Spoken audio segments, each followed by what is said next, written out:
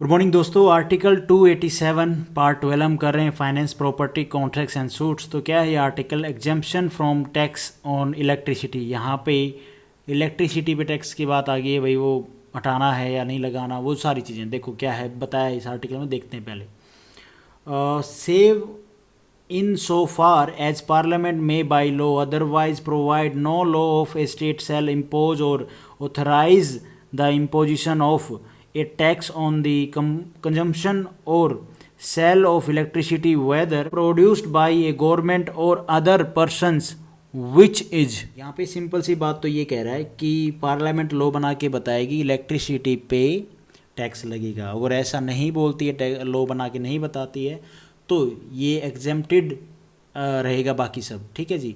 Parliament law बना के बताएगी टैक्स कब लगेगा, तब तक कोई टैक्स नहीं लगेगा इलेक्ट्रिसिटी पे, ये बोल रहे हैं। तो मेनली बात ये है कि इलेक्ट्रिसिटी टैक्सेस से एग्जेम्प्टेड है। ठीक है जी।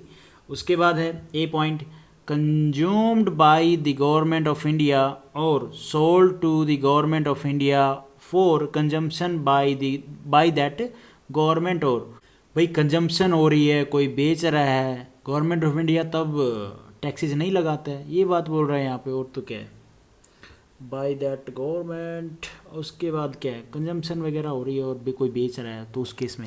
उसके बाद है B point, consumed in the construction maintenance और operation of any railway by the government of India और a railway company operating that railway और सोल्ड टू दैट गवर्नमेंट और any such railway company for consumption in the construction, maintenance or operation of any railway, and any such law imposing or authorizing the imposition of a tax on the sale of electricity shall secure that the price of electricity sold to the government of India for consumption by that government or to any such railway company as aforesaid for consumption in the construction, maintenance, operation of any railway shall be less by the amount of the tax than the price charged to other consumer of a substantial quantity of electricity। में क्या बोल रहा है कि जो consumption है construction, maintenance, operation of any railway by the government के द्वारा, और रेलवे जो कंपनी है जो ऑपरेट कर रही हैं रेलवेज़ को, ठीक है जी, और sold to the that government.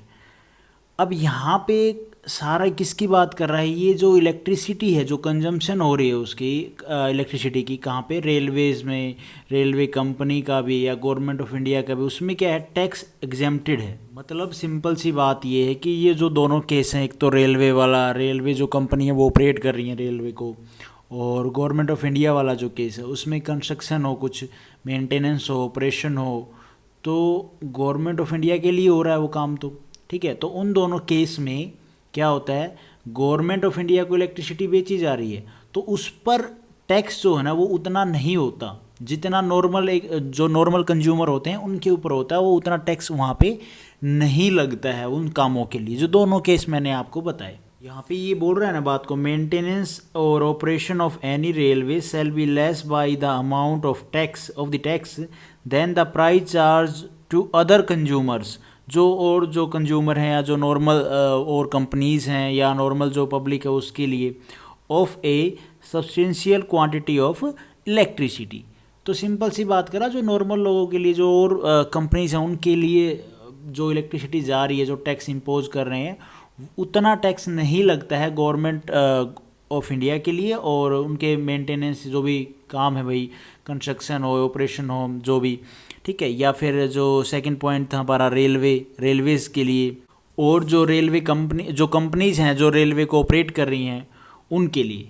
भाई सिंपल सी बात है, दोनों केस जो मैंने आपको बताया, रेलवे वाला उसकी जो मेंटेनेंस, ऑपरेशन, कंस्ट्रक्शन है, ठीक है, गवर्नमेंट ऑफ इंडिया के केस में भाई जो भी उनकी ज़रूरतें हैं, तो उनको जो बिजली बेची जाती है वो जो नॉर्मल और कंज्यूमर है उनके केस से कम पैसे में बेची जाती है, कम टैक्स लगता है, ये बात बोल रहे हैं यहाँ पे। सिंपल सी बात तो यही है।